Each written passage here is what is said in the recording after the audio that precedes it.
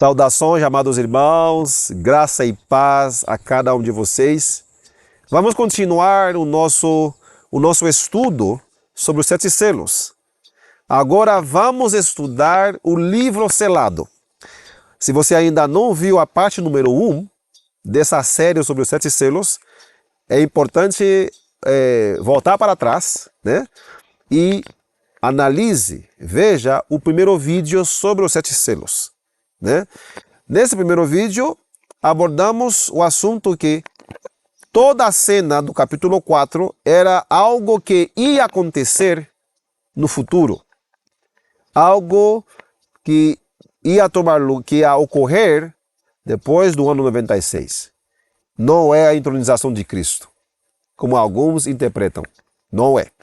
Alguns dizem, Apocalipse capítulo 4 é a entronização de Cristo. Não é, irmãos, não é. Jesus, na verdade, quando subiu, você pode ver até no apedrejamento de Estevão, ele foi levado à destra do poder, à destra do Pai, à direita do Pai, né? Para estar aí no trono de Deus e do Cordeiro, o trono administrativo. É isso que diz, isso é bem claro. Mas também Jesus tinha que fazer um trabalho no santuário, no lugar santo. E aí também oficiava no santo. Mas quando chegou 1844 e a porta foi aberta para o Santíssimo, aí o Pai se levantou do trono administrativo e vai até o Santíssimo. Isso está em Daniel capítulo 7. Daniel capítulo 7, verso 9 e 10. Mas não foi só o Pai. O Filho também foi levado para o Santíssimo. Isso está no verso 13. Não para sentar-se ao lado do Pai, à destra do Pai, mas para estar perante o Pai. E Daniel deixou bem claro que é o tempo do juízo. E o julgamento estava pronto e os livros foram abertos. Aí temos o nosso advogado Jesus, perante Deus, perante o Pai, para pleitear os nossos casos, para interceder por nós no juízo pré-advento, que está acontecendo nos livros, e que logo vai começar, agora vai passar para a fase para os vivos. Então vamos continuar agora no capítulo 5 de Apocalipse. Apocalipse capítulo 5, diz assim, verso 1. E eu vi na destra do que estava sentado no trono um livro escrito por dentro e por fora, selado com 7 selos. E esse livro, selado por 7 selos, que ninguém podia nem olhar, mas o leão da tribo de Judá, aleluia, Jesus Cristo, que venceu por nós, que morreu por nós, é o único capaz de abrir o livro, porque foi ele que deu a sua vida por nós. Então ele foi apresentado, foi levado perante o Pai, no juízo. Mas agora, como que vão julgar os casos? Porque as evidências, os nomes, tudo está no livro, tudo está escrito ali. Então, o único que pode abrir é o Cordeiro, o leão da tribo de Judá. Amém. E eu olhei, e eis que no meio do trono e dos 4 animais, e no meio dos anciãos, um cordeiro em pé, como se tivesse sido morto, tendo 7 chifres, todo o poder, e 7 olhos, toda a visão completa, que são os 7 Espíritos de Deus enviados a toda a terra. Oh, meus queridos, que maravilha saber que Jesus é o Todo-Poderoso, é onisciente, saber tudo, omnipotente, único capaz de abrir esse livro selado. Agora, esse livro selado é o quê? Vamos aí numa passagem do Espírito de Profecia. Manuscript Releases, Manuscritos Inéditos, volume 9, página 7. Cito aqui as palavras da serva do Senhor, juntamente com as palavras da Bíblia. Não é nada aqui inventado. Não, não, não, não, não. Não. É a própria palavra de Deus. E o próprio espírito de profecia revelado a Ellen White, confirmando a Bíblia. Então quem rejeita essa informação não está rejeitando um ser humano. Não, não, não. Está rejeitando a própria palavra de Deus. Veja só o que diz aqui. E vi na destra do que estava sentada sobre o trono um livro escrito por dentro e por fora, selado com 7 selos. Apocalipse capítulo 5, verso 1. Ali em sua mão, diz Ellen White, ali em sua mão, aberta, estava o livro, o rolo da história das providências de Deus, a história profética das nações e da igreja. Ali se encontravam as declarações divinas, sua autoridade, seus mandamentos, suas leis, todo o conselho simbólico do Eterno e a história de todos os poderes dominantes das nações. Numa linguagem simbólica, esse rolo continha a influência de cada nação e língua e pessoas desde o início da história da Terra até o fim. Que maravilha saber disso! Que maravilha saber que essa história, esse livro contém a história de toda a humanidade, do início até o fim. Então, claramente, vamos ligar uma coisa com outra. Em Apocalipse 4, nós temos o trono do Pai. Juntamente com esse trono, houve outros tronos, outros assentos, 24 anciãos sentados ali. Daniel não identifica quem são esses tronos em Daniel 7. Só que ele viu outros tronos, outros assentos. Em Apocalipse, João vai dizer que são os 24 anciãos. Tá? Daniel diz que foram postos. João diz também que foi posto. Tá? Foi colocado ali. Onde? Daniel não fala onde. Mas João vai dar um indício para mostrar onde tudo está acontecendo. Falando das 7 lâmpadas. Né? Ele vai interpretar, vai dizer, olha, a João foi dada uma visão sobre o templo de Deus no céu, sobre o santuário. Grande conflito, página 414. Então, ligando uma coisa com outra, toda essa cena era algo que ia acontecer, Apocalipse 4, verso 1, algo que ia tomar lugar em algum tempo depois do ano 96, certo? Daniel diz que toda essa cena é o juízo. E os livros foram abertos, o juízo estava pronto. E os livros foram abertos. Só que Daniel não deu mais detalhe. Em Apocalipse 5, você vai encontrar o resumo, você vai encontrar o livro selado em 7 seções, onde estão os nomes, onde estão os atos, tudo. Então, o único que podia abrir esse livro, entender tudo que está aí, que continha esse livro, era o leão da tribo de Judá. E visto que o juízo começa com os primeiros que viveram na terra, com a geração de Adão, até a última geração.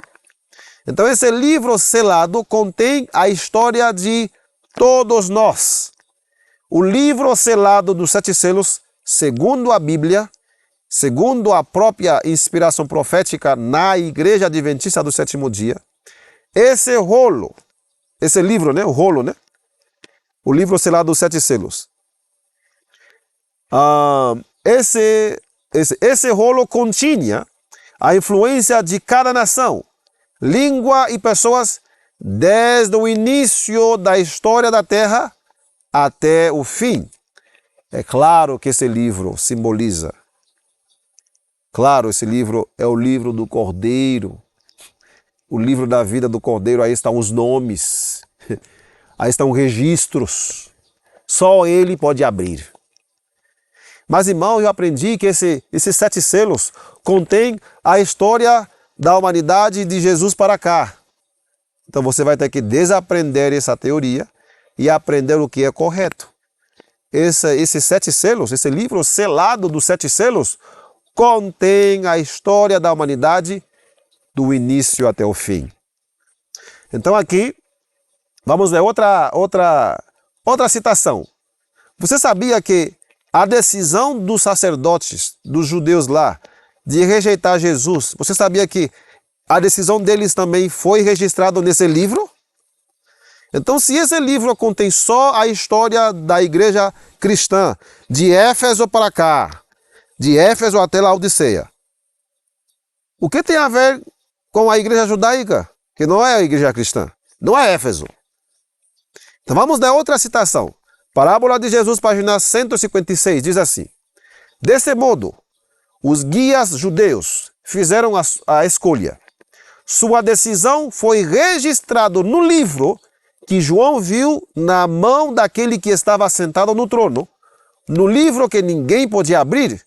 Essa decisão lhe será apresentada em todo o seu caráter reivindicativo naquele dia em que o livro há de ser aberto pelo leão da tribo de Judá. Amém. Então nesse livro foi também colocada a decisão dos sacerdotes, dos judeus. Então esse livro que tem os 7 selos, selado de 7 selos, não contém somente a história do cristianismo, dos discípulos para cá, da igreja de Éfeso para cá. Contém a história de todo mundo, inclusive dos próprios judeus.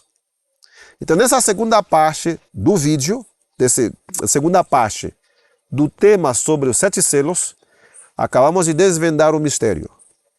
O livro selado dos 7 selos contém a história da humanidade do início até o fim. Tem outra parte aqui que eu gostaria de estudar. Visto que toda essa cena de Apocalipse 4, 5, que vai continuar no próximo vídeo, vamos começar com o primeiro selo, né? Que vai continuar.